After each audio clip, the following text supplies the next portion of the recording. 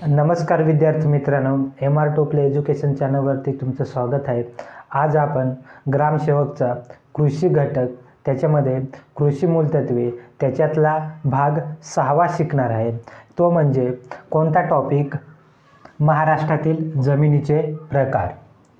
तर महाराष्ट्रातील काळ्या जमिनी मुख्यत्वे बेसाल्ट या अग्निजन्य खडकापासून तयार झाल्या आहेत।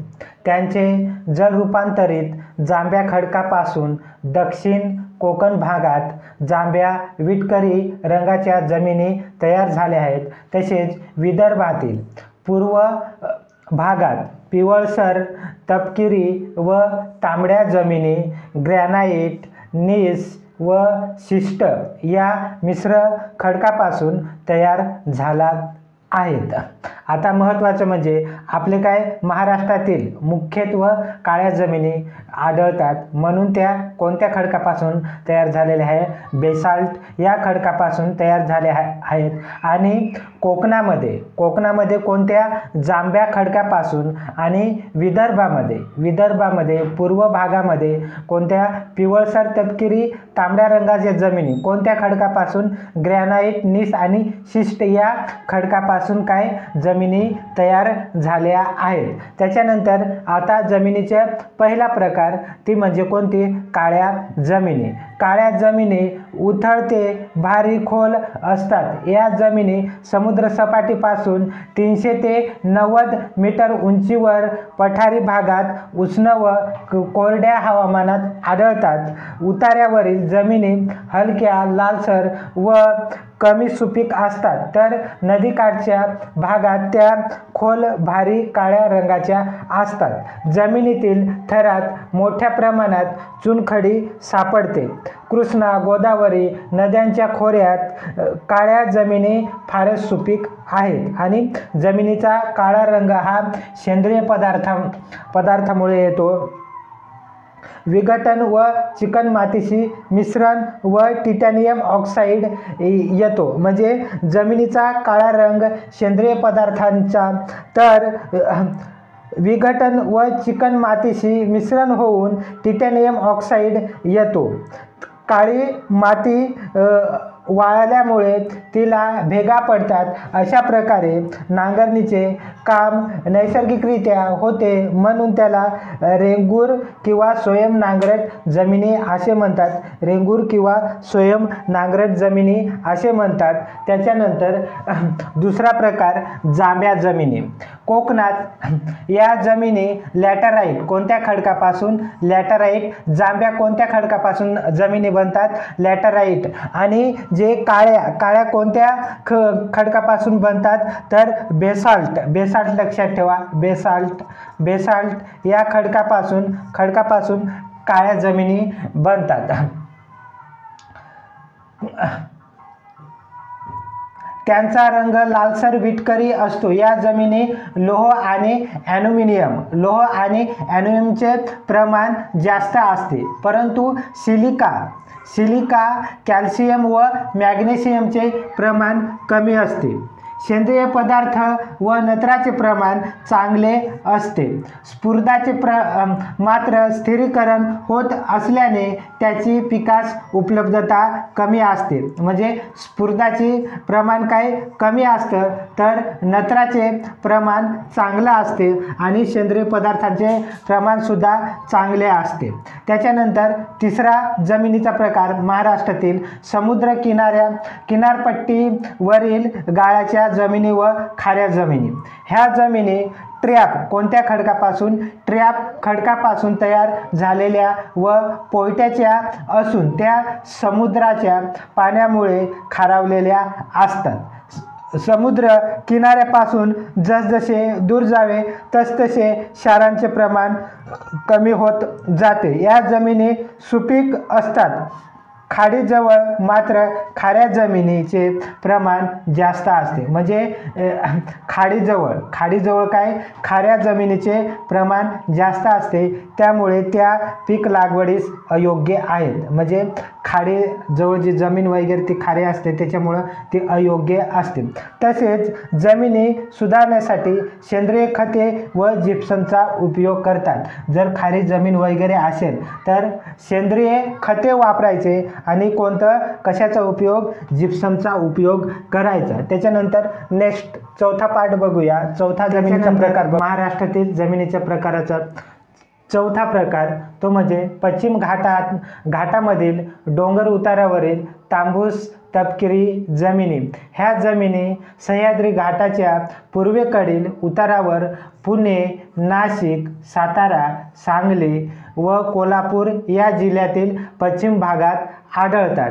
त्या बेसाल्ट खडकापासून तयार झाल्या असून त्यांचा रंग तांबूस तपकिरी असून त्याची खोली डोंगर माथ्यावर काही सेंटीमीटर ते 1 मीटरपेक्षा जास्त सखल भागात आढळतात. या भागात पाऊस चांगला असल्याने त्यात विमल खनिजे कमी प्रमाणात असून सामू 6 ते 7 दरम्यान असतो. जास्त उतार्यावरील जमिनीत समपातळीत ओटे करून त्यात नाचणी, वरी, सावा व कारळा आणि पीक फेरपालट म्हणून गवत घेतले जाते.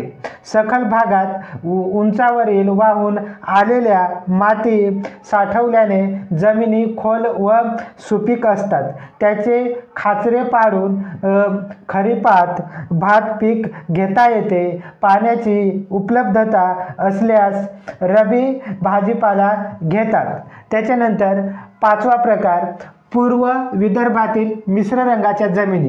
या भागात बेसाल्ट, ग्रॅनाइट, नीस व शिस्ट या मिश्रण खडकापासून लाल, तपकिरी, पिवळ्या व काळ्या मिश्र रंगाच्या जमिनी डोंगराळ सपाट भागात आढळतात. परंतु सखल भागातील जमिनी माती पोयट्याच्या व सुपीक असतात. सखल भागात भात पीक घेतात. याशिवाय ज्वारी, कापूस, गहू इत्यादी पिके घेतली जातात. या जमिनीत बराचसा भाग जंगलाखाली येत असून त्यामध्ये साग, पळस, बेडा, शिरस झाडे चांगली वाढतात. त्याच्यानंतर समस्याग्रस्त जमिनी, त्याला इंग्लिशमध्ये प्रॉब्लेमॅटिक सॉईल असं म्हटलं जातं. ज्या जमिनीत क्षाराचे प्रमाण वाढते व तसेच साठून राहते अशा जमिनी क्षारयुक्त बनतात व त्या पिकाच्या लागवडीसाठी योग्य राहत नाही. अशा जमिनीला समस्याग्रस्त जमिनी असे म्हणतात. म्हणजे ज्या जमिनी क्षारांचे प्रमाण वाढते व तसेच क्षार साठून राहतात अशा जमिनी क्षारयुक्त बनतात व त्या पिकाच्या लागवडीसाठी राहत नाही, म्हणजे त्या योग्य राहत नाही. अशा जमिनीला समस्याग्रस्त जमिनी असे म्हणतात. त्याच्यानंतर सोडियम क्षाराच्या प्रमाणावरून जमिनीचे वर्गीकरण खालीलप्रमाणे केले जाते. त्याच्यामध्ये पहिलं वर्गीकरण सोडियम क्षाराच्या प्रमाणानुसार क्षारयुक्त जमिनी, इंग्लिशमध्ये सलाईन सॉईल म्हटलं जातं. जेव्हा जमिनीमध्ये सोडियम, कॅल्शियम यांचे संघटित क्लोराईड व सल्फेट यांचे प्रमाण वाढते अशा जमिनी क्षारयुक्त बनतात. या जमिनीच्या पृष्ठभागावर क्षारामुळे पांढरा थर दिसतो. त्याला व्हाईट अल्कली सॉईल असे म्हणतात. या जमिनीचा सामू किती असतो? 8.5 पेक्षा कमी असतो आणि विनियमक्षम सोडियम प्रमाण किती असते? 5% कमी असते. आणि विद्युत वाहकता म्हणजे EC electric conductivity, DC Simon electric conductivity 4 DC Simon मीटरपेक्षा जास्त असते. हे लक्षात ठेवा. म्हणजे क्षारयुक्त जमिनीचा pH किती? 8.5 पेक्षा कमी असतो. त्याच्यानंतर विनियम क्षम सोडियमचे प्रमाण किती 15% कमी असते. त्याच्यानंतर विद्युत वाहकता 4 डिसिसायमन पेक्षा जास्त असते. हे लक्षात ठेवा, हे महत्त्वाचं, हे एक्झामला विचारलं जातं. त्याच्यानंतर क्षारयुक्त जमिनीची जर सुधारणा करायची असेल तर काय आपण वापरल्या पाहिजे. जमिनीत लहान वाफे किंवा चरावाटे पाणी बाहेर काढायचे. त्याच्यानंतर FYMचा वापर करावा. FYM म्हणजे आपलं शेणखत वगैरे यांचा वापर करायचा. त्याच्यानंतर क्षार प्रतिबंधक पिके घ्यावी. क्षार प्रतिबंधक पिके घ्यायची. त्याच्यानंतर दुसरा चोपण किंवा अल्क जमिनी, त्याला इंग्लिशमध्ये अल्कलाईन सॉईल असे म्हटले जाते. या जमिनीचा 8.5 पेक्षा जास्त असतो. विनिमय क्षम सोडियमचे प्रमाण 8 पेक्षा जास्त असते आणि विद्युत वाहकता 4 डिसिसायमन मीटरपेक्षा कमी असते. त्याच्यानंतर सुधारणा, याच्यावर सुधारणा काय करायची. चोपण जमिनीची सुधारणेसाठी जिप्सम 8 क्विंटल, किती 8 क्विंटल प्रति हेक्टर वापरावे. त्याच्यानंतर आयरन पायराईट 12 क्विंटल प्रति हेक्टर वापरायचं. आयरन पायराईट 12 क्विंटल प्रति हेक्टर वापरायचं. त्याच्यानंतर लिचिंग करायचं. त्याच्यानंतर गंधक वापरायचं. 5वं पिकाच्या फेलपालटीचा ढेंचा हे हिरवळीचे पीक घ्यायचं. जर आपल्याला काय चोपण किंवा अल्क जमिनीची जर सुधारणा करायची असेल तर यांचा वापर करायचा.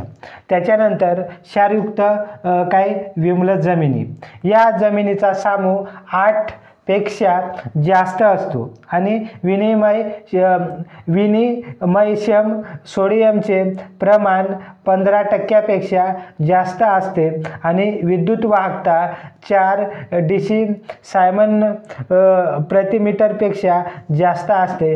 म्हणजे याचं सर्वच जास्त असते. म्हणून हे काय याची जर सुधारणा वगैरे करायची असली तर क्षारयुक्त विम्ल सुधारणा होऊ शकत नाही. म्हणजे ही क्षारयुक्त विम्ल जमिनी काय याची सुधारणा आपण करू शकत नाही. काही टाकलं तरी त्याची सुधारणा करू शकत नाही. जर ही जमीन असेल तर त्याची सुधारणा आपण करू शकत नाही. याचं महत्त्वाचं म्हणजे हे pH, त्याच्यानंतर EC, त्याच्यानंतर ESP हे व्यवस्थित लक्षात ठेवा. कोणत्या जमिनीचं काय आहे हे एक्झामला विचारलं जातं.